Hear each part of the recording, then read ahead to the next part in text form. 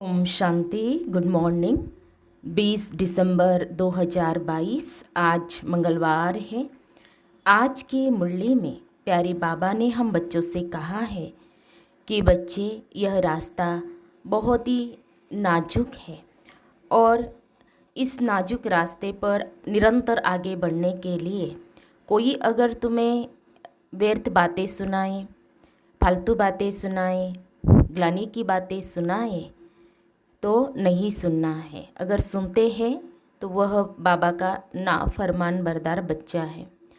तो बाबा ने कहा है कि उसकी आदत को मिटाने के लिए रहमदिल बनना है।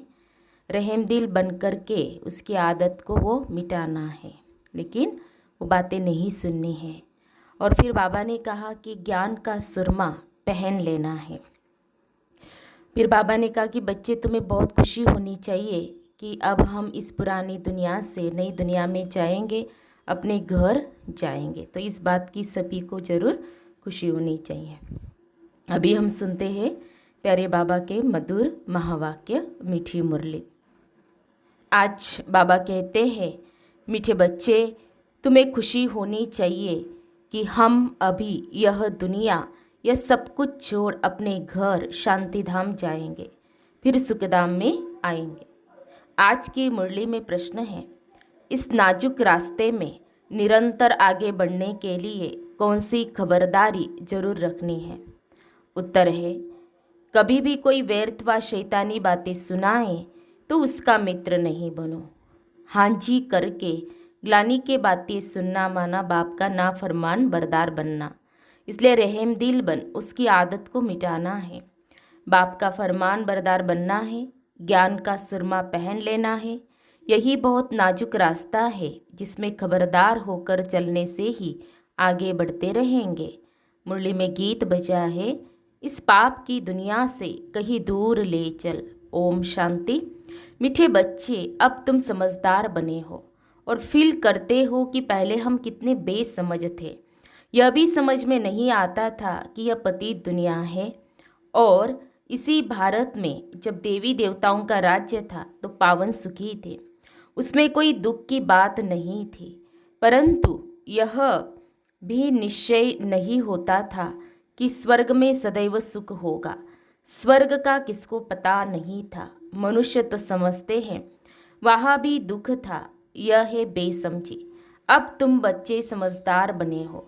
बाप ने आकर समझाया है, उनकी श्रीमत पर तुम चल रहे हो। मनुष्य कहते भी है कि यह पतित दुनिया है, स्वर्ग पावन दुनिया थी। पावन दुनिया में भी दुख हो फिर तो दुख की ही दुनिया हुई। फिर गीत भी रॉन्ग हो जाता है। कहते हैं, हे बाबा, ऐसी जगह ले चलो जहाँ आराम सुख चैन हो। बच्चे यह भी जानते हैं स्वर्ग सोने की चिड़िया थी, देवी देवता थे। कहते भी हैं हम एक दो को दुख नहीं देते थे, परंतु फिर कह देते कि यह दुख सुख सब परंपरा से चला आता है। कृष्ण पर भी झूठे कलंक लगा दिए हैं। कहा जाता है, जैसी पतितों की दृष्टि वैसी सृष्टि। समझते हैं सारी सृष्टि पतित ही है। इस समय उन्हों की दृष्टि ही पतित है तो सारी सृष्टि को ही पतित समझते हैं। कह देते हैं परंपरा से यह पतितपना चला आता है। अभी तुम बच्चों में समझ आती जाती है, सो भी नंबरवार पुरुषार्थ अनुसार। बच्चों को परम पिता परमात्मा के डायरेक्शन मिलते हैं। आत्माओं को बाप बेड समझाते हैं। सब आत्माएं पतित है, इसलिए पतित आत्मा को पाप आत्मा कहा जाता है। बाप आत्माओं से बात करते हैं, तुम हमारे अविनाशी बच्चे हो। फिर मम्मा बाबा भी कहते हो। इस दुनिया में किसको भी पिताश्री नहीं कह सकते। श्री माना श्रेष्ठ, परंतु यहाँ एक भी मनुष्य श्रेष्ठ है नहीं। यह तो एक की ही महिमा हो सकती है। भल तुम इनको इस समय कहते हो क्योंकि संन्यास किया हुआ है श्रेष्ठ बनने के लिए। तुम जानते हो हम अभी फरिश्ते बनने वाले हैं, लेकिन चलते चलते श्रेष्ठ बनते बनते झट माया रावण थप्पड़ लगाकर भ्रष्ट बना देती है। भ्रष्ट को श्री नहीं कह सकते। श्री लक्ष्मी, श्री नारायण, श्री राधे, श्री कृष्ण कहते हैं। मंदिरों में भी जाकर उन्हों की महिमा गाते हैं। अपने को श्रेष्ठ कह नहीं सकते। अब तुम बच्चों ने समझा है भारत श्रेष्ठ था, वहाँ मूत पलिती नहीं थे, शुद्ध श्रेष्ठ थे। बाप की महिमा है ना, मूत पलिती कपड़ों को धोकर कंचन कर देते हैं। इस समय तो सभी पतित है, बरोबर है भी रावण राज। मनुष्य रावण को वर्ष वर्ष जलाते हैं, परंतु जलता ही नहीं, फिर खड़ा हो जाता है। यह भी मनुष्य को समझ में नहीं आता, जबकि जला देते हैं, फिर हर वर्ष नया क्यों बनाते हैं। इससे सिद्ध होता है रावण राज्य गया नहीं है। स्वर्ग में जब राम राज्य होता है तब वहाँ रावण की एफिजी निकालेंगे नहीं। कहते हैं रावण को जलाया फिर लंका को लूटा।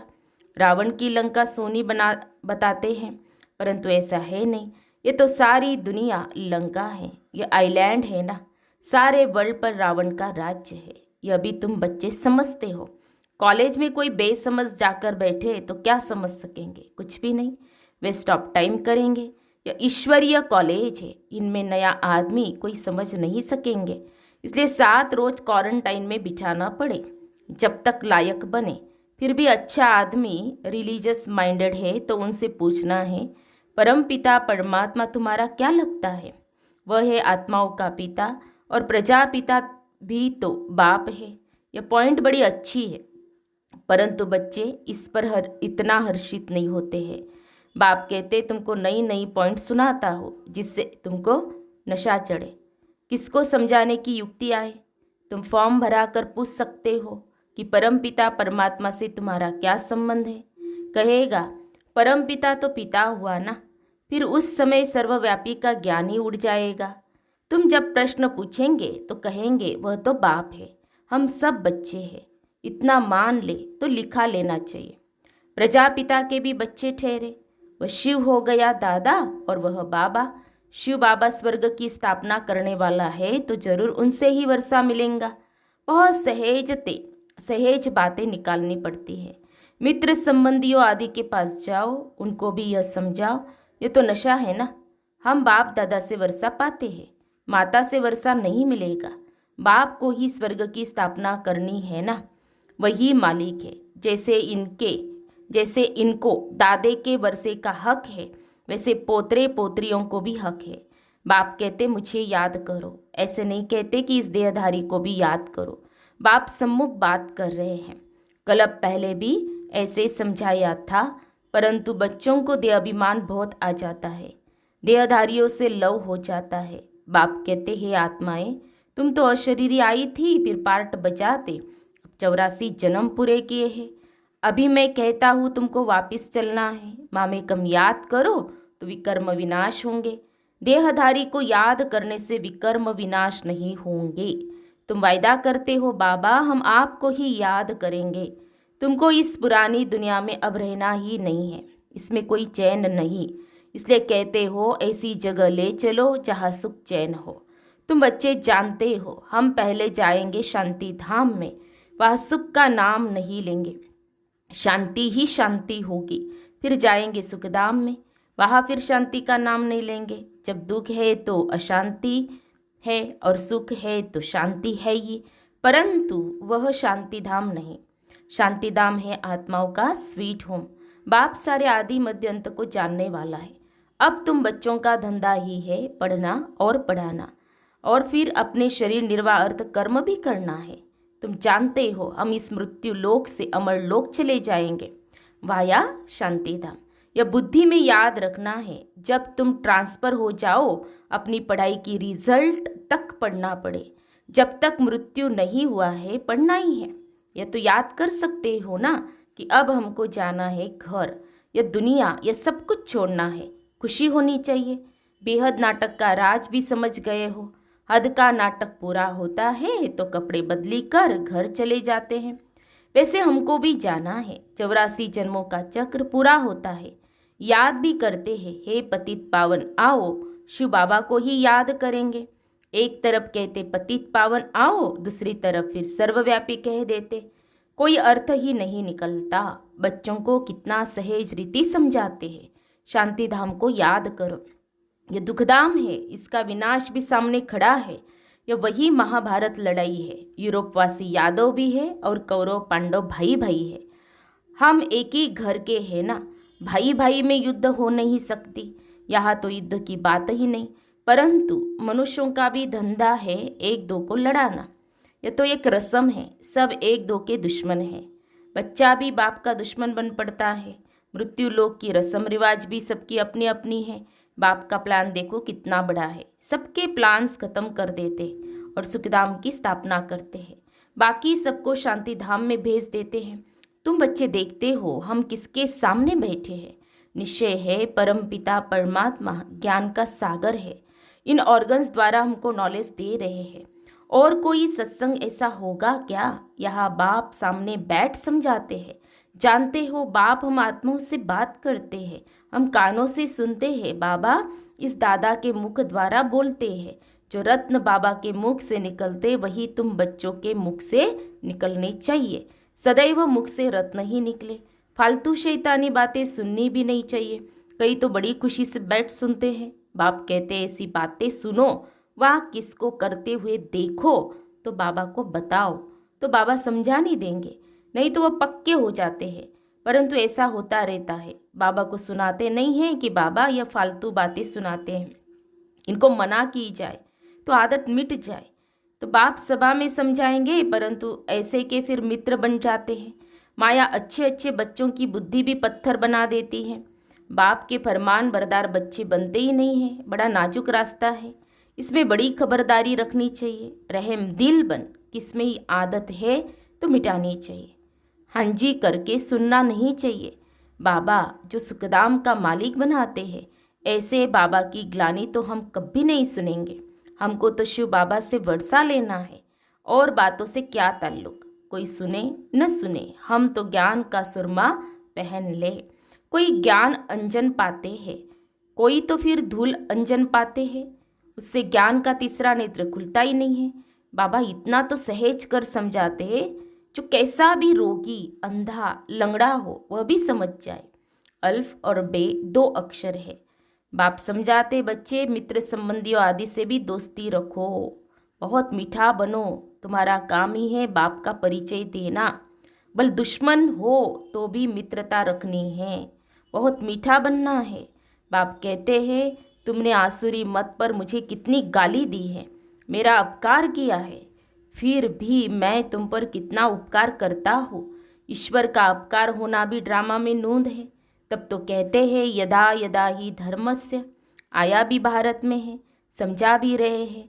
बच्चों को हर एक बात अच्छी रीति समझनी है। किसकी तकदीर में नहीं है तो फिर वही आसुरी धंधा करते रहेंगे। यहाँ से बाहर गए और इन बातों को भूल जाएंगे। निंदा करते करते यह हाल हो गया है। अब यह निंदा करना तो छोड़ दो, तुम्हारा नाम तो लिखा हुआ है प्रजापिता ब्रह्मा कुमार कुमारिया। समझ जाएंगे शिव के पोतरे पोत्रियाँ ठहरे। जरूर स्वर्ग का वर्षा मिलता होगा। भारत को वर्षा था, अब नहीं है, फिर अब मिलता है। सतयुग में सिर्फ सूर्यवंशी ही थे। अब तुम बाप को याद करो तो विकर्म विनाश होंगे और वहाँ पहुँच जाएंगे। कितना अच्छी रीति समझाते हैं। तुम बच्चों को भी सर्विस करनी है, परंतु पहले अपनी वृत्ति भी अच्छी चाहिए। सिर्फ पंडित नहीं बनना है। पक्के योगी राज ऋषि होंगे तो दूसरे को तीर लगेगा। खुद में ही कोई कमी होगी तो दूसरे को बोल नहीं सकेंगे। लज्जा आती रहेगी, अपना पाप अंदर खाता रहेगा। हर बात के लिए बाबा समझाते बहुत अच्छा है। कल पहले भी ऐसे ही समझाया था। देवी देवता धर्म तो जरूर स्थापन होगा, कोई पढ़े न पढ़े, फिर भी बाप कहते हैं कुछ समझदार बनो। इस कमाई और उस कमाई को बुद्धि में रखो। सच्ची कमाई बाप ही कराते हैं। बाप और स्वर्ग को याद करना ये भूलो मत। सिमरण करते करते अंतमति सो गति हो जाएगी। सवेरे उठ बाप की याद में बैठो। अगर सुस्ती आती है तो समझा जाता है तकदीर में नहीं है। ऐसी प्रैक्टिस करनी है जो अंत में देह भी याद न पड़े, हम आत्मा है। अच्छा, मीठे मीठे सिखी लदे बच्चों प्रति माता पिता बाप दादा का याद प्यार और गुड मॉर्निंग। रूहानी बाप की रूहानी बच्चों को नमस्ते। हम रूहानी बच्चों की रूहानी बाप दादा को याद प्यार और नमस्ते नमस्ते। ओम शांति ओम शांति ओम शांति। गुड मॉर्निंग बाबा, शुक्रिया बाबा, थैंक्स बाबा, पद्मा पदम शुक्रिया बाबा आपका। फिर ये धारणा के लिए मुख्य सार। आज की मुरली का सार 2 पॉइंट में। पहली, अपनी वृत्ति को शुद्ध रख, दुश्मन को भी मित्र बनाना है। अपकारी पर भी उपकार कर, बाप का सच्चा परिचय देना है। दूसरी पॉइंट, जो रत्न बाबा के मुख से निकलते हैं वही रत्न निकालने हैं। कोई भी व्यर्थ बातें न सुननी है न सुनानी है।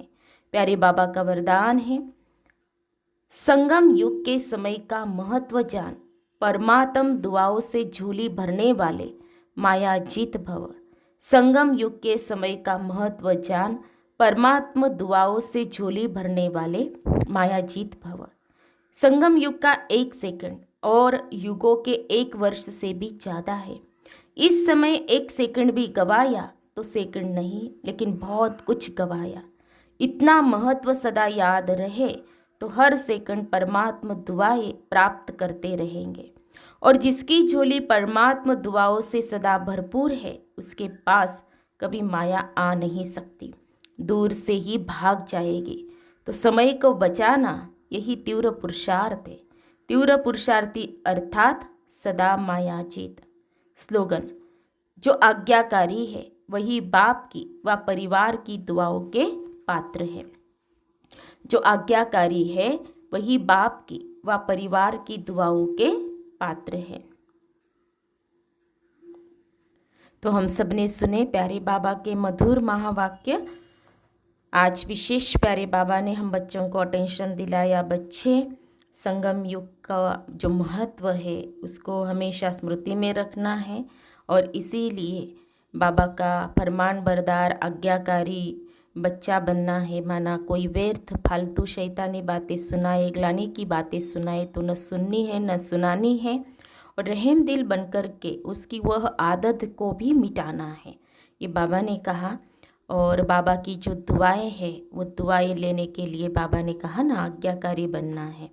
तो जितना आज्ञाकारी बनेंगे तो बाबा की दुआओं के पात्र हम बनते जाएंगे। तो आज हम ध्यान रखेंगे सारा दिन कि मुझे क्या करना है। बस श्रेष्ठ चिंतन, शुभ चिंतन, इसमें ही मुझे रहना है। ओम शांति।